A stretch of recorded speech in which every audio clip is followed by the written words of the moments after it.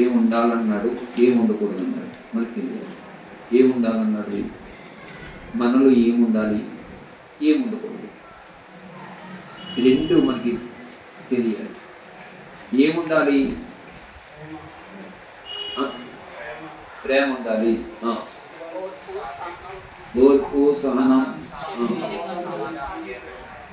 దీర్ఘశాంతము, దయాళత్వం, మంచితనం, విశ్వాసం, సాత్వికం. చెప్పాలి, టకటకమని చెప్పాలి దేవుని. అది ప్రేమ ఉంటే ఏముండాలి, క్షమించటం ఉండాలి.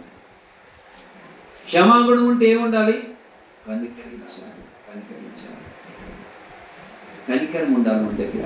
ఇవన్నీ యేసు ప్రభువు వారి, మనవి కాదు. మనకి ఏమైనా ఉన్నాయి ఇవన్నీ? మనకి ఏమీ లేవండి, మనకేమీ లేవు. ఇవన్నీ ఎవరివి?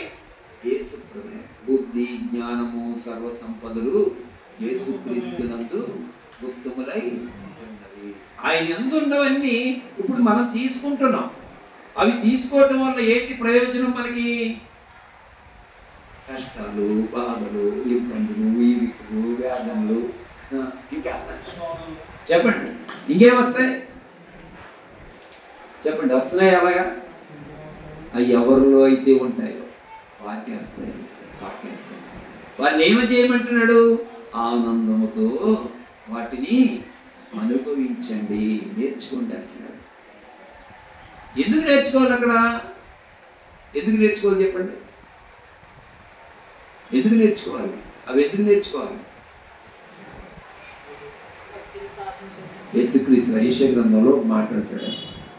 యేసుక్రీస్తు వారిని నలగొట్టడం వల్ల విధేయత నేర్చుకున్నాడంటే ఆయన. ఏమి నేర్చుకున్నాడు? విధేయత. మనం నేర్చుకుంటున్నాం విధేయత. మనం నలగొట్టుతున్నట్టు అవి. ఆ కష్టాల్లో ఏంటంటే మనం నలగొట్టబడుతున్నాం. ఆ నలగొట్టడం ఎందుకయ్యా అంటే నేను ఇదిగో విధేయత నేర్చుకున్నాను వీటి వల్ల అంటున్నాడు. ఎంత మంచి మాట అండి అది. మరి మనం ఏం చేయాలి? యేసుక్రీస్తు వారిని పోలి మనం కూడా నడుచుకోవాలి. ఏంటయ్యా అంటే విధేయతను నేర్చుకోవాలి. ఎంత చక్కగా ఉంటాయండి యేసుక్రీస్తు వారి మాటలు. సిలువలో చూడండి. ఈ ఈస్టర్ రోజునే చెప్పుకోవాలి, నిత్యము చెప్పుకోవాల్సినవే. ఎందుకంటే ఆయన అంటాడు, తండ్రి మీరు ఏం చేయించున్నారు వీరికి తెలియదు గనక వీరిని క్షమించు. ఆయన అంటే ప్రార్థన. అంటే ఆయన కష్టాల్లో ఉన్నాడు, బాధల్లో ఉన్నాడు, వేదనలో ఉన్నాడు, శోధనలో ఉన్నాడు, కృంగిపోతున్నారు, రక్తం నీళ్ళ కారిపోతుంది. ఆయన ఎవరి గురించి బాధపడుతున్నాడు? మరి మన కష్టాల్లో, మన బాధల్లో, మన వేదనలో, మన శోధనలో, మన ఇబ్బందులు, ఎరుకుల్లో మనం చేస్తున్నాం ప్రార్థన. చేస్తున్నాం ఎవరి కోసం? మన కోసమే చేసుకుంటాం. మనమైతే ఎవరి కోసం చేసుకుంటాం? మన కోసం చేసుకుంటాం. కానీ ఎవరి కోసం చేయాలి?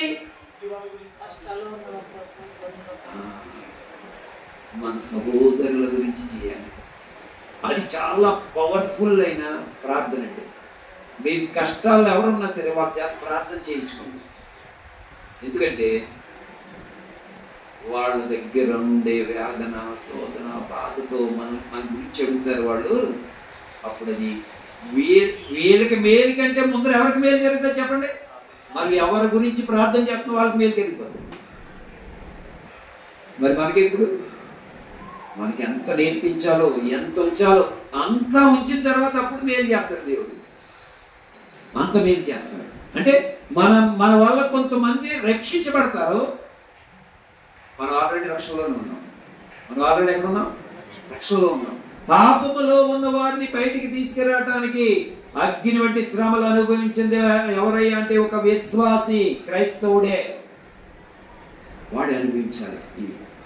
వీడు ఎవరి కోసం అనిపించాలి? తన కోసం కాదు, మన కోసం కాదు.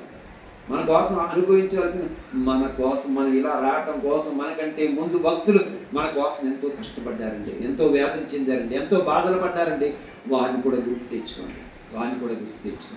మనం ఈ రోజున ఈ స్టేజీలో ఉండటానికి గల కారణం ఏంటంటే మనకంటే ముందు తరాల వారు మన కోసం ఎంత ప్రార్థన చేశారు, వాళ్ళు మన కోసం ఎంత కష్టపడ్డారు, వాళ్ళు మన కోసం ఎన్ని త్యాగాలు చేసి ఉంటారు అని ఒకసారి అర్థం చేసి, ఇప్పుడు రాబోయే తరాల వారి కోసం, రాబోయే పిల్లల వారి కోసం మనం ఎంత కష్టపడి ఎంత ప్రార్థన చేస్తున్నాం ఆలోచించాలి.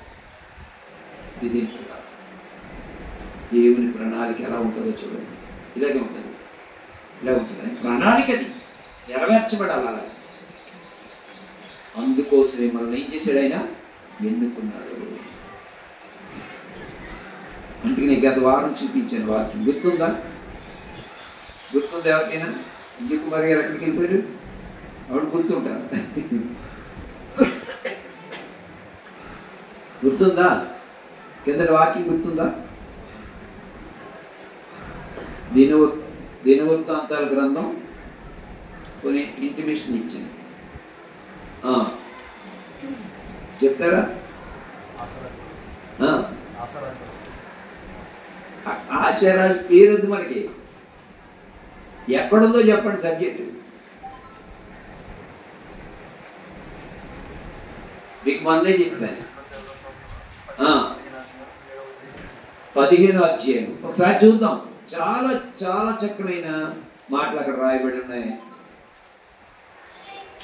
ఆశా రాజుగా వచ్చే సమయానికి ఆ దేశంలో ఏమి లేదంట, నెమ్మది లేదంట. ఆ దేశంలో ఏమి లేదంట, అన్ని సమస్యలేనంట, అన్ని ఇబ్బందులేనంట, అన్ని ఇరుకులేనంట. ఆశారాజు వచ్చేటప్పటికి చూడండి ఒకసారి మొదటి నుంచి చదవండి. 15